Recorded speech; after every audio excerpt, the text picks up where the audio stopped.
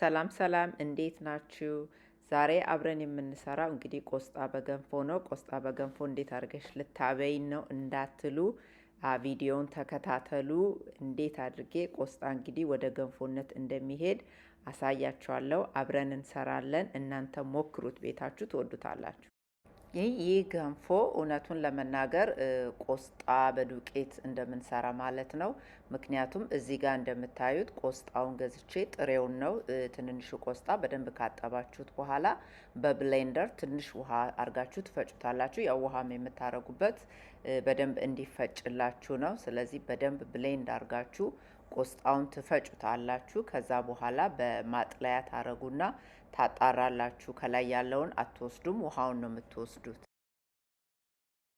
ላይ ያለውም መጣል የለበትም። አሁን ለገንፎ የምንፈልገው በእርግጥ ውሃውን ነው፣ ግን ከላይ ያለውን ታጠሉትና በመጥበሻ ላይ ትንሽ ዘይት አርጋችሁ ሽንኩርት አርጋችሁ ገልበጥ ገልበጥ አርጋችሁ መመገብ ትችላላችሁ። ምክንያቱም ለምን ይጣላል?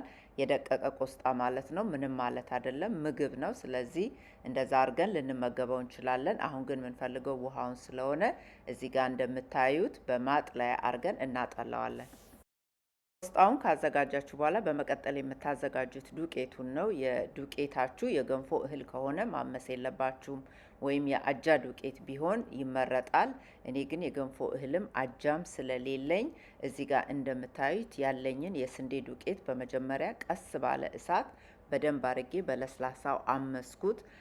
አምሳችሁ ዱቄቱ ትንሽ መቀዝቀዝ አለበት። ከዛ በኋላ ትነፉታላችሁ። ምክንያቱም አንዳንዴ ስታምሱት የሆነ የመያያዝ አይነት ነገር አለውና ስትጨምሩት ጓጓላ እንዳይሆን ታምሱትና ትንሽ አቀዝቅዛችሁ ከዛ በኋላ ደግሞ ትነፉታላችሁ ማለት ነው።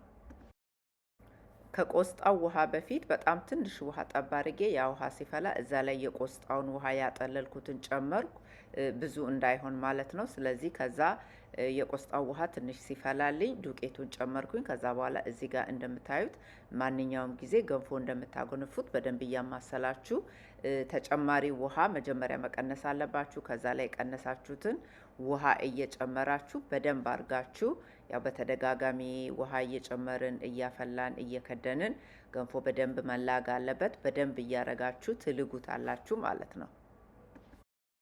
ድስቱ የምትሰሩበት ነንስቲክ ካልሆነ ኦር ነንስቲክ ቢሆንም ትንሽ ዘይት ከስር ጠብ ማድረግ ትችላላችሁ እንዳይዝባችሁ።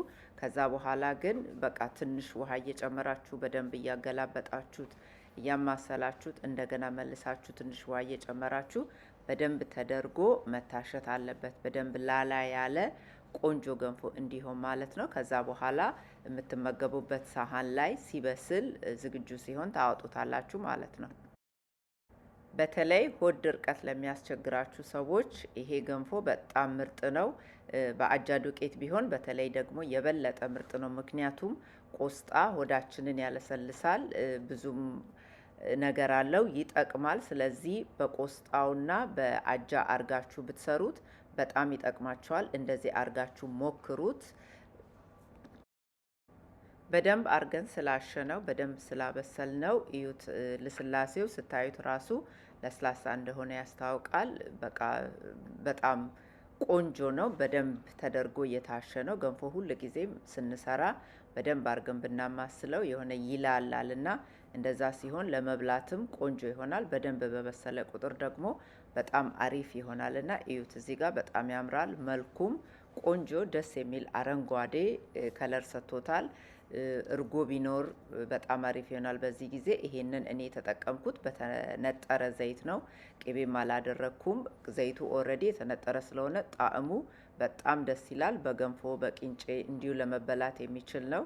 ስለዚህ በቅቤ ብቻ ሳይሆን እንደዚህ ዘይት አንጥረንም ገንፎ መብላት እንችላለን። ዘይት እንዴት እንደሚነጠር ጥያቄ ካላችሁ ቀደም ብዬ የሰራሁት ዘይት የሚነጠርበት ቪዲዮ አለ፣ እሱን ማየት ትችላላችሁ። ከዛ በኋላ እንግዲህ በርበሬ ጨምራችሁ የምትፈልጉ በእርጎም በማርም እንደምትበሉበት ማባያ እንደምታረጉት ነገር አድርጋችሁ መመገብ ትችላላችሁ። እዩት፣ መልኩ በጣም ያምራል። ስትበሉት ደግሞ በእውነት በጣም ነው የሚጣፍጠው። እኔ እንግዲህ ገንፎ ስለምወድ ይሁን አላቅም፣ ገንፎ የማይወዱ ሰዎች አሉ። እኔ ገንፎ በጣም ወዳለሁ። ገንፎ ከሚወዱት ሰዎች አንዷ ነኝ። ስለዚህ በጣም ያምራል፣ በጣም ይጣፍጣል። በጣም ቆንጆ ነው። ሰርታችሁ ሞክሩት። እንደምትወዱት ተስፋ አደርጋለሁ። ዛሬ አብራችሁኝ ስለነበራችሁ በጣም አመሰግናለሁ። አዲስ የሆናችሁ ሰዎች ይህን ቻናል ለመጀመሪያ ጊዜ የምታዩ ሰብስክራይብ አድርጉ። ከኛ ጋር ቤተሰብ ሁኑ። በሚቀጥለው በሌላ ቪዲዮ እስከምንገናኝ ድረስ ሰላም ሁኑ።